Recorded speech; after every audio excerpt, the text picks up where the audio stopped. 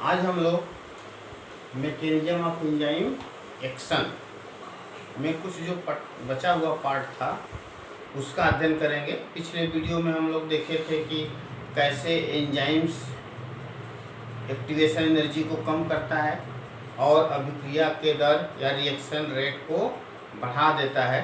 उसके बारे में ग्राफ से हम लोग समझे थे। उसमें कुछ बचा हुआ पार्ट था जो हम इस वीडियो में स्टडी करेंगे। इसमें देखिए क्या होता है कि आप लोग पिछले वीडियो में देखे थे कि एंजाइम यहाँ पे जैसे जो हम बना रहे हैं ई से enzyme yes substrate P product पिछली बार बताया गया था आपका, जिसमें ये बताया गया था एंजाइम सबस्ट्रेट बाइंड करके एंजाइम सबस्ट्रेट कॉम्प्लेक्स बनाते हैं। Enzyme substrate complex enzyme product complex बनाता है। फिर एंजाइम और प्रोडक्ट बाहर हो जाते हैं। यही प्रोडक्ट बनता है। क्या बनता है? एक प्रोडक्ट, उत्पाद। यह उत्पाद बनता है, ये बताया गया था, सबस्ट्रेट देखिए, और ऊपर एंजाइम्स है। इस तरह से रिएक्शन होता है आपका, इस तरह से अभिक्रिया होती है एंजाइम कैटालाइज रिएक्शन का। आज हम लोग उसी को देखते हैं कि कैसे इंड्यूस मतलब कैसे आपका क्या करता है, रिएक्शन करता है, एंजाइम एक्शन करता है कैसे। उसके लिए दो मॉडल मेनली आपके एनसीईआरटी में भी दिए गए हैं। दो मॉडल एक्सप्लेन करता है कि कैसे एंजाइम वर्क करता है। तो पहला है लॉक की मॉडल। लॉक की मॉडल, लॉक के मॉडल, इसके अनुसार क्या होता है कि जैसे लॉक होता है ताला ताली, ताला चाबी होती है ना आपका, उसी का लॉक के मॉडल। इसके अनुसार जो एंजाइम होते हैं, आप लोग जानते हैं पहले भी, जो एंजाइम होते हैं उनमें एक्टिव साइट होता है। ये एंजाइम है, एंजाइम का ये है क्या, एक्टिव साइट। एक्टिव साइट पे ही एंजाइम बाइंड करते हैं। एक्टिव साइट, इसी पे क्या होता है आपका एक्टिव साइट और सबस्ट्रेट। सबस्ट्रेट का जो शेप होता है वो समान होता है आपका।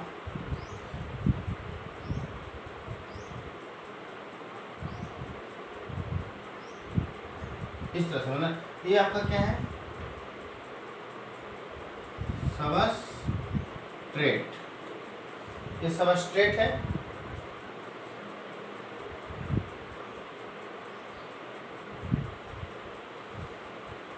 यह सबस्ट्रेट है और ये क्या है आपका एंजाइम है। ठीक है, इस सबस्ट्रेट को इसे हम किसको लिखेंगे ई और ये यस, ये इसका एक्टिव साइट है और ये सबस्ट्रेट है। यहाँ जैसे आपका लॉक है, की होता है, ठीक, जैसे देखिए यह लॉक है, लॉक है, तो लॉक आपका क्या है एंजाइम, ठीक, और एक की है, ठीक, आपका चाबी। तो इसमें जैसे क्या होता है कि आपका ये देखेंगे दोनों, जैसे लॉक है, ये आपका सबस्ट्रेट और ये एंजाइम की तरह कार्य करता है। ये इसी में जाकर कब फिट हो जाएगा। कब फिट होगा? जब आपका क्या होगा, दोनों का शेप समान होगा, इसके लॉक का और ये की का। ठीक, तो उसी तरह से कहता है लॉक एंड की जैसे ही क्या होता है आपका एंजाइम एंड एंजाइम के एक्टिव साइट का शेप एकदम सबस्ट्रेट के शेप के जैसा होता है, जिससे हो जाकर उसको क्या कर जाता है, फिट कर जाता है आपका। देखिए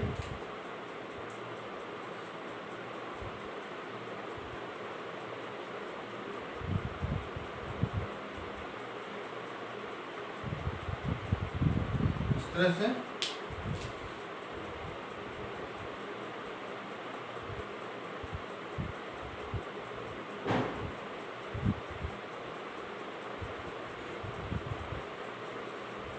ये इसी में जाकर क्या कर गया आपका, फिट कर गया एकदम पूरा अच्छी तरह से।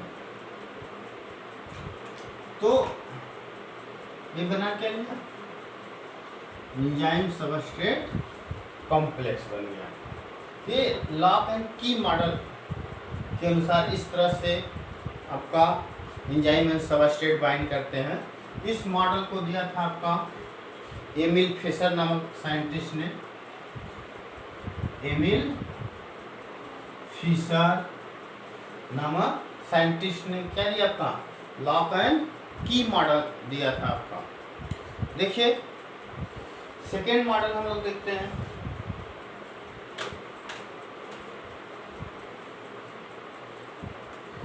सेकेंड मॉडल है induced fit model of enzyme action. Induce means होता है प्रेरित,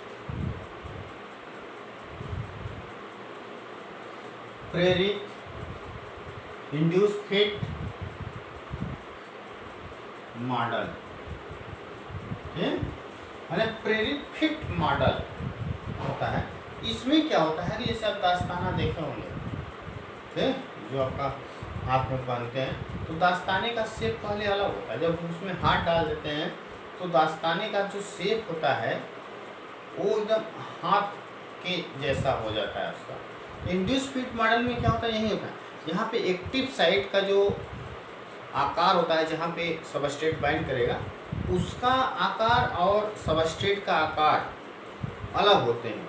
लेकिन जब सबस्ट्रेट जाकर बाइंड करता है एक्टिव साइट पे, तो एक्टिव साइट का शेप चेंज हो जाता है, ठीक, और वो उसको पूरी तरह से बाइंड कर लेता है। और यह मॉडल सबसे मैक्सिमम एंजाइम इसी मॉडल पे वर्क करते हैं, इंड्यूस फिट मॉडल। इसको दिया था कोसलैंड नामक वैज्ञानिक ने। कोसलैंड नामक वैज्ञानिक ने इंड्यूस फिट मॉडल दिया कि कैसे आपका एंजाइम और सबस्ट्रेट बाइंड करते हैं।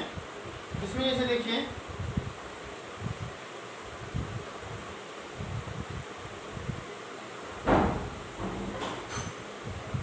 ये है क्या, एंजाइम, और ये एक्टिव साइट है, और सबस्ट्रेट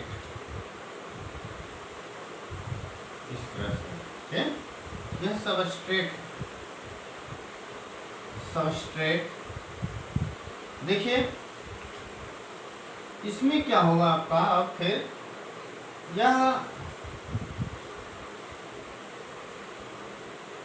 जब पहले क्या करेगा आपका, दोनों का शेप सेम नहीं है, एंजाइम के एक्टिव साइड और सबस्ट्रेट का शेप जो होता है उसका आकृति जो है दोनों में अलग अलग है।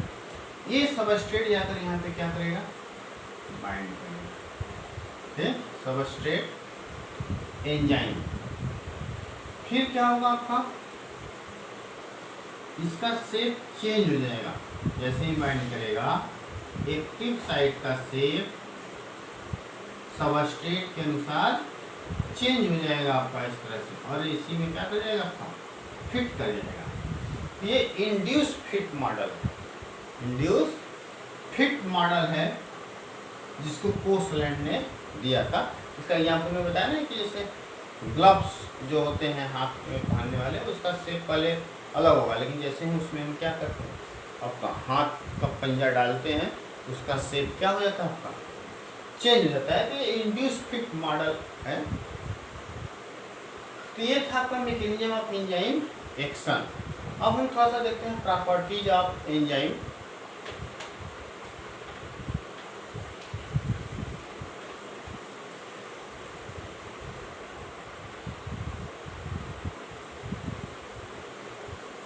प्रॉपर्टीज ऑफ एंजाइम, एंजाइम के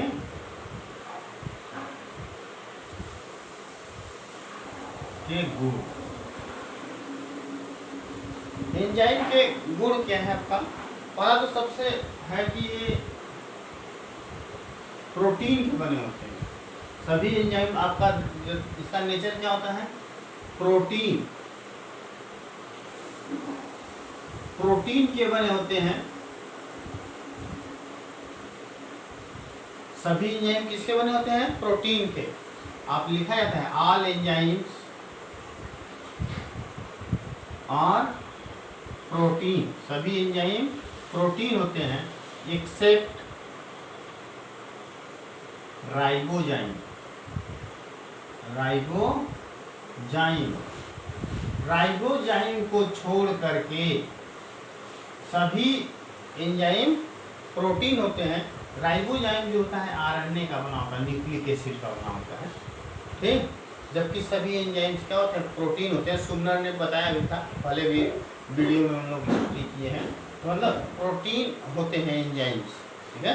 बताया गया था एंजाइम्स जो होता है टर्शियरी स्ट्रक्चर में ही वो एंजाइम के रूप में, प्रोटीन टर्शियरी स्ट्रक्चर में एंजाइम के रूप में वर्क करता है। वो 3D बना लेता है और उस समय एक्टिव साइट डेवलप होता है उसमें। देखिए सेकेंड, ये रिवर्सिबल रिएक्शन शो करते हैं। रिवर्सिबल प्रॉपर्टीज शो करते हैं। रिवर्सिबल मतलब उत्क्रमणीय अभिक्रिया। उत्क्रमणीय अभिक्रिया में बताया था कि जैसे एंजाइम है, एंजाइम और सबस्ट्रेट, ये किस में बदलेगा? प्रोडक्ट में। यही प्रोडक्ट फिर और ये एंजाइम बाहर हो जाएगा, ठीक। फिर यही आपका क्या है? ये प्रोडक्ट फिर किस में बन सकता है?